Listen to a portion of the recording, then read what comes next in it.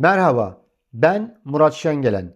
Bu kanalda sağlıkla ilgili en çok konuşulan ama en çok da yanlış anlaşılan başlıkları abartıya kaçmadan, korku üretmeden ve anlaşılır biçimde konuşacağız. İlk videoya özellikle insülin direnciyle başlamak istedim. Çünkü pek çok kişi ben çok yemiyorum ama kilo veremiyorum. Yemekten sonra üzerime ağırlık çöküyor. Sürekli tatlı istiyorum. Bel çevrem giderek artıyor diyor. Fakat bunun ne anlama geldiğini net olarak bilmiyor. İnsülin direnci gerçekten bu şikayetlerin nedeni olabilir mi? Her halsizlik insülin direnci midir? Tahlilde tek bir sayı her şeyi anlatır mı? Bugün bunu sakin ve net biçimde konuşalım. En basit tanımıyla insülin direnci vücudun kendi insülinine beklenen kadar iyi yanıt verememesi demektir. İnsülinin temel işi yemeğin ardından kanda yükselen glikozun hücrelere girmesine yardımcı olmaktır.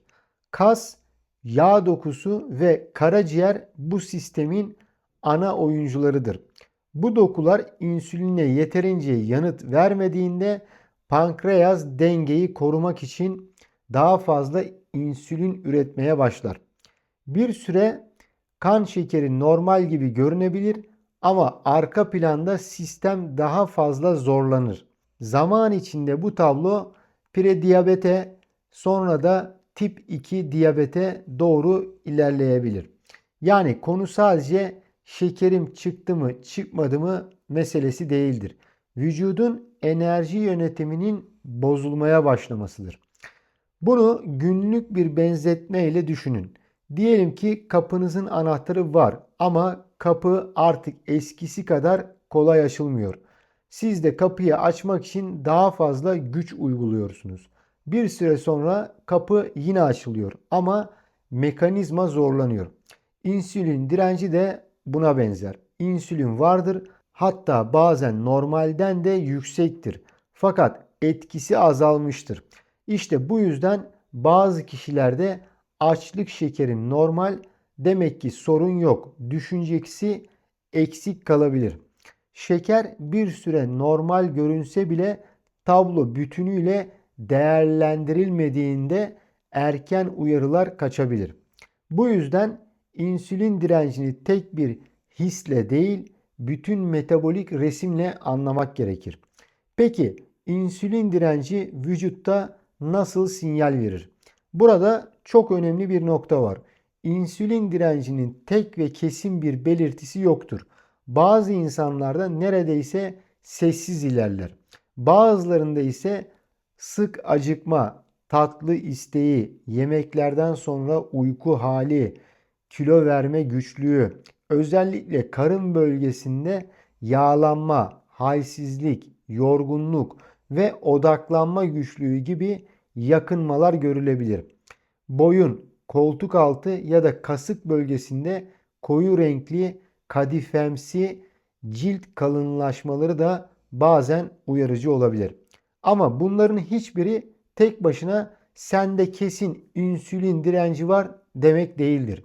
Çünkü benzer şikayetler uyku düzensizliğinde, stres yükünde, tiroid sorunlarında ya da başka metabolik durumlarda da görülebilir. Belirtinin değeri testle ve muayene ile birleşince artar. Kimler daha dikkatli olmalı? Özellikle bel çevresi artmış olanlar, hareketsiz yaşayanlar, ailesinde tip 2 diyabet öyküsü bulunanlar, prediyabet saptananlar, Türk Endokrinoloji ve Metabolizma Derneği metabolik sendrom açısından Türk toplumu için bel çevresinde kadınlarda 90 santimetre, erkeklerde 100 santimetre ve üzerini risk işareti olarak kabul ediyor. Bu tek başına tanı koydurmaz ama romantize etmeyelim. Beden bana sinyal veriyor demek için güçlü bir uyarıdır. Çünkü insülin direnci çoğu zaman başka risklerle birlikte yürür. Tek başına değil, bir kümelenme halinde karşımıza çıkar. Burada önemli bir yanlış anlamayı düzeltelim. İnsülin direnci sadece kilolu insanlarda olmaz. Evet, özellikle göbek çevresindeki aşırı yağlanma ve fiziksel aktivite eksikliği en güçlü etkenler arasındadır. Ama normal kilolu bir kişi de insülin direnci geliştirebilir. Aynı şekilde kilolu bir kişinin her testi de otomatik olarak bozuk çıkmaz. Yani aynaya bakıp karar vermek doğru değildir. Bu başlıkta asıl mesele görüntü değil, metabolik sağlıktır. Vücudun glikozu, yağları ve enerjiyi nasıl yönettiği önemlidir. O nedenle zayıfım bende olmaz demek de, kiloluyum kesin vardır demek de hatalıdır. Sağlıkta en tehlikeli alanlardan biri ölçüm yapmadan güçlü kanaat üretmektir. Tanıda hangi testler işimize yarar? En önce şunu söyleyeyim. İnsülin direnci tek bir mucize testle yakalanan bir durum değildir. Doktorunuz tabloya birlikte bakar. Açlık plazma glikozu, HbA1c dediğimiz uzun dönem şeker göstergesi, lipid profili yani trigliserit ve kolesterol değerleri, karaciğer enzimleri, tansiyon, bel çevresi ve vücut ölçümleri birlikte değerlendirilir. Açlık insülini ile birlikte hesaplanan HOMO-IR da yol gösterici olabilir. Ancak bu değer her laboratuvarda, her yaş grubunda ve her popülasyonda aynı kalıp mantığıyla yorumlanmaz. Bu yüzden internette şu sayı yazıyor, bende de bu çıktı, kesin budur yaklaşımı yerine klinik bağlam gerekir. Bir test sonuç değil, ipucudur. Sonucu anlamlı yapan diğer verilerle birlikte okunmasıdır. Bir adım daha ileri gidelim. İnsanların en çok yaptığı hata kağıttaki tek bir rakama takılmaktır. Oysa tıpta örüntü önemlidir. Mesela açlık şekeriniz sınırda olabilir. Trigliseridiniz yüksek olabilir. HDL'niz düşük olabilir. Bel çevreniz artmış olabilir ve karaciğer enzimleriniz hafif yükselmiş olabilir. Bu parçalar bir araya geldiğinde çok daha anlamlı bir resim ortaya çıkar. Tam tersi de olur. Bir test hafif sapar ama genel tablo sakin olabilir. Bu nedenle sağlık okuryazarlığının en önemli adımı laboratuvar kağıdını tek başına mahkeme kararı gibi okumamaktır. Testler doktorun akıl yürütmesini destekler. Onun yerine geçmez. Peki insülin direnci niçin bu kadar önemseniyor? Çünkü mesele yalnızca bugünkü enerji düşüklüğü değil.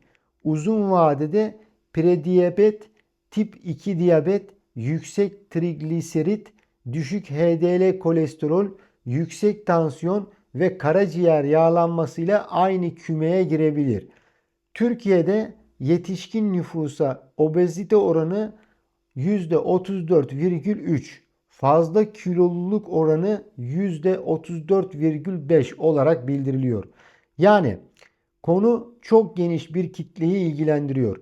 Diyabet yükü de yüksek ve tanı almamış kişi oranının yaklaşık %50 düzeyinde olduğu vurgulanıyor. Bu yüzden insülin direnci başlığı sadece kilo meselesi diye küçümsenecek bir konu değil. Geniş halk sağlığı iz düşümü olan bir erken uyarı alanı. Gelelim en kritik soruya. İnsülin direnci düzelir mi? Çoğu kişide yaşam tarzı değişiklikleriyle anlamlı biçimde iyileşebilir. Buradaki ana eksen sürdürülebilir değişimdir. Birincisi düzenli hareket. Egzersiz kasların glikozu daha verimli kullanmasına yardımcı olur ve insülin duyarlılığını arttırabilir. Sadece spor salonu düşünmeyin. Tempolu yürüyüş, gün içi hareketin artması, uzun oturma sürelerinin bölünmesi, merdiven kullanımı ve haftaya yayılmış direnç egzersizleri birlikte işe yarar. İkincisi beslenme. Burada sihirli bir besin değil, düzen, porsiyon ve toplam enerji dengesi önemlidir. Üçüncüsü kilo yönetimi. Özellikle fazla kilolu bireylerde kilo kaybı insülin duyarlılığının iyileşmesine katkı sağlar. Dördüncüsü düzenli takip. Çünkü ölçmediğiniz şeyi düzeltmek zordur. Ben bunu günlük hayata şöyle çeviriyorum. Önce tabakta düzen kurun. Her öğünde bir protein kaynağı, yeterli sebze, ölçülü karbonhidrat ve mümkünse liften zengin seçenekler olsun. Şekerli içecekleri ve sık gelen hamur işi kaçamaklarını olağanlaştırmayın. Açken alışveriş yapmayın. Gece atıştırmasını alışkanlığa çevirmeyin. İkincisi, hareketi planlayın. Rastlantıya bırakmayın. Vakit bulursam yürürüm. Çoğu zaman yürümemek demektir. Onun yerine takvime yazılmış kısa yürüyüşler daha gerçekçidir. Üçüncüsü, uyku düzenini ciddiye alın. Dördüncüsü, hızlı sonuç takıntısını azaltın. Metabolik sağlık çoğu zaman bir haftalık hırsla değil, 3 aylık istikrarla düzelir. Bir başka sık sorulan nokta şu: karbonhidratı tamamen keseyim mi? Ben böyle mutlak cümlelere temkinli yaklaşırım. Herkes için tek doğru menü yoktur. Ama şu çok net: sık şekerli içecek tüketimi, yüksek kalorili atıştırmalar, porsiyon kontrolünün kaybolması ve gün içinde sürekli atıştırma düzeni birçok kişide metabolik tabloyu bozar. Burada amaç yasak listesi yazmak değil, dalgalanmayı azaltan, tok tutan ve sürdürülebilen bir düzen kurmaktır. Bazı kişiler için daha sade tabaklar, bazı kişiler için öğün düzeni, bazı kişiler için akşam atıştırmasını kesmek, bazı kişiler için de önce günlük adım sayısını arttırmak daha etkili olabilir. Kişiye uyan yöntem teoride en havalı olandan daha değerlidir. İlaç konusu da çok soruluyor. Bazı kişilerde doktor altta yatan tabloya göre ilaç tedavisi önerebilir. Özellikle prediyabet, diyabet, polikistik over sendromu ya da belirgin metabolik risklerin eşlik ettiği durumlarda ilaçlar gündeme gelebilir. Ama burada önemli olan şu: ilaç yaşam tarzının yerine geçen sihirli bir düğme değildir.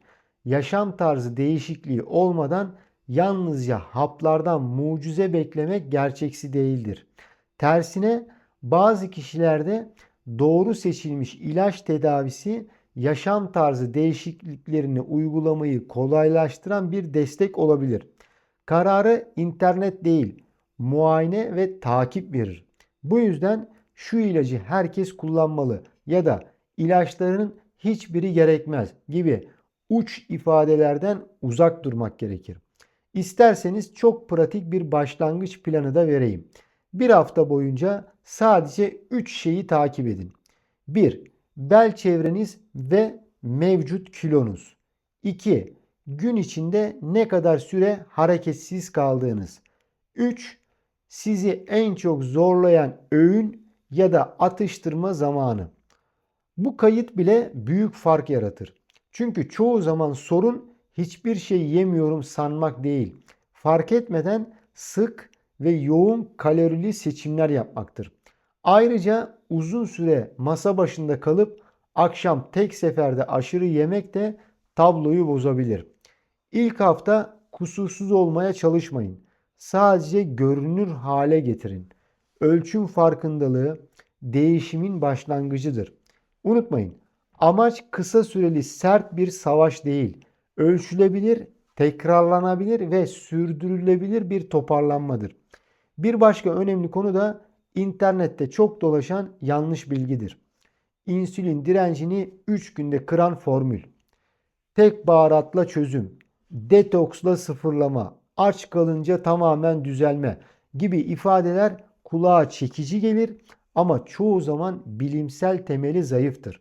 Evet, beslenme modelinde değişim önemlidir. Evet, kilo kaybı ve egzersiz gerçekten işe yarar. Ama bu süreç sabır ister. Kişiye göre planlanır ve tıbbi bağlamdan koparılamaz. Hele ki kullandığınız bir ilaç eşlik eden tiroid hastalığı, karaciğer sorunu ya da diyabet varsa internet reçetesi riskli olabilir. Sağlıkta basit anlatım değerlidir. Basitleştirme tuzağı ise zararlıdır. Peki ne zaman doktora görünmeli? Eğer sürekli susama, sık idrara çıkma, açıklanamayan kilo kaybı, bulanık görme, yaraların geç iyileşmesi, tekrarlayan enfeksiyonlar, belirgin halsizlik ya da ölçülmüş yüksek kan şekeri gibi durumlar varsa ertelemeyin. Eğer bel çevreniz artmışsa, aile öykünüz varsa, daha önce gebelik şekeri yaşadıysanız, karaciğer yağlanmanız çıktıysa ya da ne yaparsam yapayım olmuyor hissi uzun süredir devam ediyorsa yine değerlendirme isteyin. Bazen insanlar yıllarca yalnızca semptoma odaklanıp tahlil yaptırmıyor. Bazen de tek bir sonuca takılıp paniğe kapılıyor. Doğru yol ikisinin ortasıdır. Zamanında değerlendirme, sakin yorum. Bu videoda aklınızda kalmasını istediğim mesaj çok net. İnsülin direnci bir etiket değil, bir uyarıdır. Utanılacak bir şey değildir. Görmezden gelinecek bir şey de değildir. Kendinizi suçlamak yerine veriyi toplayın. Bel çevrenizi ölçün, hareket düzeyinizi dürüstçe değerlendirin, uyku ve beslenme düzeninize bakın. Gerekiyorsa test yaptırın ve sonucu uzmanla birlikte yorumlayın. Büyük değişimi küçük ama sürdürülebilir adımlar getirir. Bir anda kusursuz olmak zorunda değilsiniz. Daha az oturmak, biraz daha yürümek, daha düzenli yemek ve ölçümleri takip etmek bazen en güçlü başlangıçtır.